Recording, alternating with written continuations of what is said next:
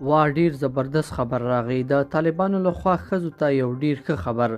طالبانو تازه د ښځو په اړه څه ویلي دي، څنګه به ښځو ته د کار کولو اجازه ورکړي، نور جزئیات را سره په ویډیو کې وګورئ او چینل سبسکرایب کړئ. لیدونکو السلام علیکم.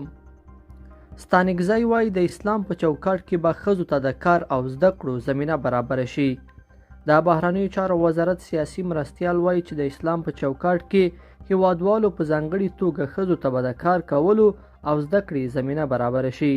شیر محمد عباس ستانکزی له افغانستان سره د مرستندویانو د مرستو دوام هم مهم ګڼي. ښاغلي ستانکزی وویل دمګړی حکومت اسلامي دی. انشاءالله موږ هم غواړو چې د اسلام په چوکاټ کې ټولو خویندو او ورونو ته چې دننه په هیواد کې دي افغانان دي، هغوی ته ټول مسایل حتی کار او تعلیم او تربیه ټول د اسلام په چوکاټ کې او د افغاني دود او شریعت په مطابق انشاءالله ورته چمتو کړو او په دې برخه کې کار روان دی او انشاءالله هیلهمن یو چې ډیر ژر به دا جوړ شي. بل خوا ځینې هیوادوال وایي چې د اقتصاد وزارت لخوا د کار بندیز د مکتوب له خپرېدو وروسته بیکاره شوي دي.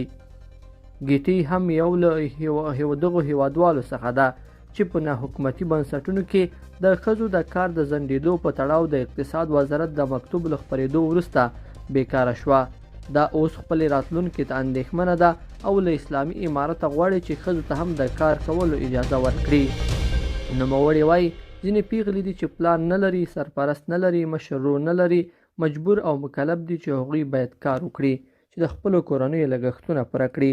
له دې سره سم د اقتصادي چارو ځینې شنونکي پر دې باور دي چې په هیواد کې د فقر د راکمولو لپاره د نړیوالو د مرستو دوام ته اړتیا ده او په وینا یې په مرستندویه بنسټونو کې د ښځو فعالیتونه د کورنیو د اقتصاد په وده کې اغیزناک دي.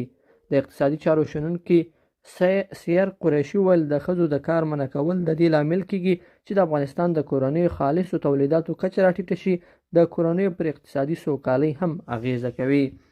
لیدونکو په دې هیله چې دا مطلب به مو در پیل لیدلی وي. که مو ویډیو خوښه شوې ویډیو لایک کړئ او چینل سبسکرایب کړئ.